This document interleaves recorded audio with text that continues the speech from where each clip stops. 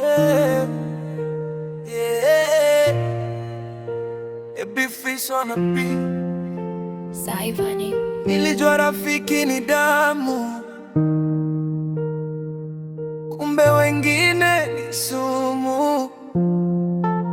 Tulianzia chini wote, ndoto mfukoni, ja tuligawana usiku wa baridi. Nikikosa 100 we ulikuwa nami, ukisema tutafika niliamini sana. Tulitembea miguu hadi viatu kuisha, vichekwa na watu tukisema siku itabadilika. Nikapata connection, nikakushika mkono, nikuinua juu kuliko ndugu wa damu. Lakini moyoni ulikuwa na giza, tabasamu lako kumbe lilikuwa pazia. Nilikuamini kuliko hata familia, kumbe ulikuwa unasubiri kunisalitia.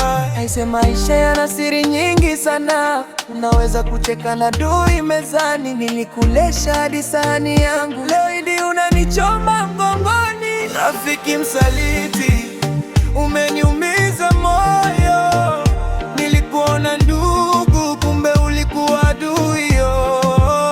Ulichukua siri zangu ukaziuza kwa watu.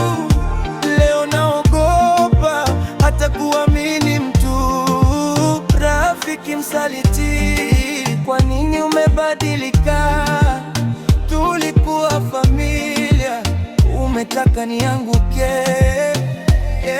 Nakumbuka siku nilipopata mafanikio, wewe ndio wa kwanza kubadilika ghafla. Ukawa karibu na madui zangu kimya, ukimtazama usoni lakini nyuma unanisema. Mademo akaniambia huyo sio real, nikawatetea nikisema huyo ni bro wangu.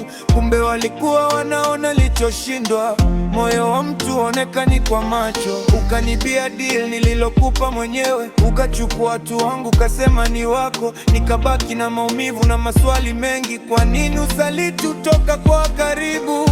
Oh Mungu, nionyeshe watu wa kweli, maana wengine wanavaa sura za malaika, lakini ndani wamejaa wivu na chuki. Wanataka kuona ukiwa chini. Rafiki msaliti, umeniumiza moyo. Nilikuona ndugu, kumbe ulikuwa adui. Ulichukua siri zangu ukaziuza kwa watu. Leo naogopa hata kuamini mtu. Rafiki msaliti, kwa nini umebadilika? Tulikuwa familia, leo umetaka nianguke.